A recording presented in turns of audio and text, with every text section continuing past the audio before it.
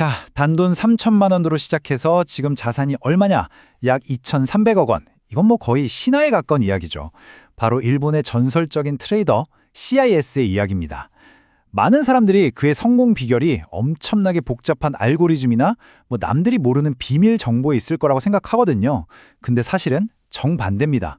지금부터 그의 모든 투자와 인생을 관통하는 단 하나의 원칙, 지독할 정도로 단순하지만 그래서 더 강력한 그 철학을 한번 파헤쳐 보겠습니다. 네, 다시 한번 보세요. 2,300억 원. 이건 정말 개인이 그것도 오직 트레이딩만으로 만들어냈다고는 믿기 힘든 숫자잖아요.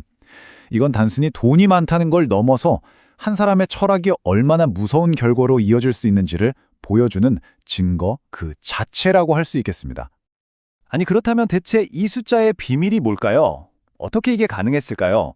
정말 수많은 사람들이 그의 매매 기법을 분석하고 따라하려고 했지만 사실 핵심은 기술적인 부분이 아니었습니다.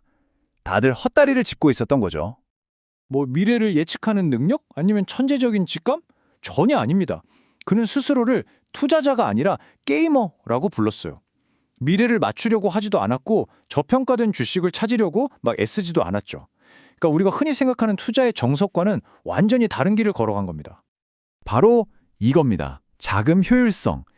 이 단어 하나에 그의 모든 게 담겨 있다고 보시면 돼요. 그의 모든 투자, 모든 결정, 심지어는 라이프 스타일까지도 오직 이 하나의 원칙을 위해서 존재하는 거죠. 자, 그럼 이 철학이 어떻게 그의 투자 세계를 지배하는지 지금부터 세 가지 핵심 원칙으로 나눠서 한번 살펴보겠습니다. 첫 번째 원칙입니다. CIS에게 자본은 그냥 돈이 아니에요. 그건 투자자의 힘 그 자체고요. 전투를 위한 가장 중요한 무기입니다. CIS의 확고한 신념이 바로 이거예요. 그는 자본금 없이는 절대로 큰 승부를 할 수 없고 큰 승부가 없으면 당연히 큰 수익도 낼 수 없다고 단언합니다. 이게 바로 그의 모든 전략이 시작되는 출발점인 거죠. 그래서 그의 접근법은 아주 간단한 세 단계로 요약이 돼요. 우리가 흔히 아는 분산 투자랑은 뭐 정반대죠. 그는 리스크 관리를 자산을 여러 군데 나누는 게 아니라 가장 확률 높은 기회에 모든 걸 집중하고 아주 빠르게 빠져나오는 능력 그 자체라고 봤습니다. 핵심은 항상 최대치의 실판을 꽉 채워놓고 있다가 결정적인 기회가 왔을 때 모든 걸 쏟아붓는 거죠. 자, 두 번째 원칙입니다. 예측이 아니라 현실을 거래하라. 이게 바로 그의 게이머적인 마인드의 핵심입니다. 그는 시장을 예측의 대상으로 보지 않았어요. 그냥 눈앞에 실시간으로 펼쳐지는 현실에 반응해야 하는 게임으로 본 거죠. 대부분의 투자자들은 이게 오를 것 같다는 미래에 대한 일종의 망상을 거래하잖아요. 하지만 CIS는 지금 오르고 있다는 현재의 현실을 거래합니다.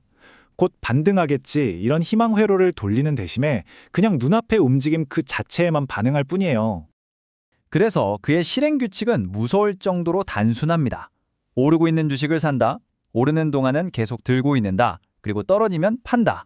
오르는 주식은 사려는 사람이 많다는 현실이고요. 떨어지는 주식은 팔려는 사람이 많다는 현실이잖아요.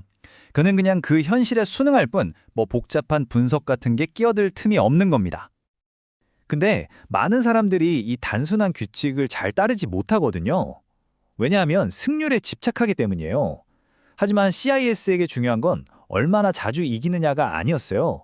중요한 건 한 번 이길 때 얼마나 크게 이기느냐, 바로 그거였죠. 놀랍게도요. 그의 실제 승률은 약 30%에 불과합니다.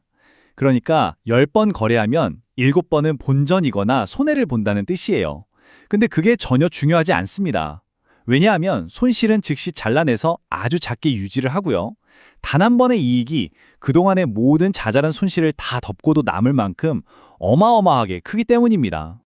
자, 이제 세 번째 원칙입니다. 그의 자금 효율성 철학은 투자에만 머무르지 않고요. 그의 자산과 라이프스타일 전체로 확장됩니다. 그는 자기 자본의 전투력을 갉아먹는 모든 걸 벌칙 게임이라고 생각했어요. 그의 자산 배분 포트폴리오를 보면 이 철학이 얼마나 극단적인지 바로 알 수 있습니다. 무려 70%가 현금이에요. 정말 충격적이죠? 이게 투자를 안 한다는 뜻이 절대 아닙니다. 오히려 언제든지 시장에 전 재산을 투입할 수 있도록 극단적으로 유동성을 확보하고 있다는 뜻이죠. 그의 포트폴리오는 자산을 보관하기 위한 게 아니라 즉각적으로 투입하기 위해 설계된 겁니다. 그의 철학을 가장 명확하게 보여주는 말이 바로 이거예요. 부동산 투자를 벌칙 게임이라고 부르는 것.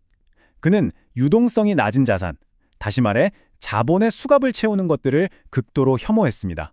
자본 효율성을 해치는 가장 큰 적이라고 생각했기 때문이죠.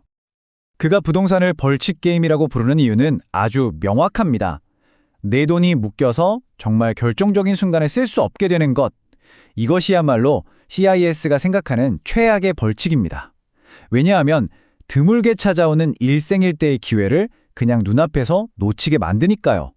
그가 왜 유니클로를 입고 비싼 차나 시계에 전혀 관심이 없는지도 바로 여기에 있습니다. 이건 단순히 돈을 아끼는 차원이 아니에요. 자본이라는 자신의 가장 강력한 공격 부대를 항상 최상의 전투태세로 유지하기 위한 철저하게 계산된 전략적인 행동인 겁니다. 자, 이 모든 원칙들을 하나의 마인드셋으로 정리해 보겠습니다. 이것이 바로 CIS 철학의 정수, 효율성 마인드셋입니다. 오늘 우리가 분석한 이 강력한 철학은 그가 직접 쓴 바로 이 책에 아주 자세하게 담겨 있습니다.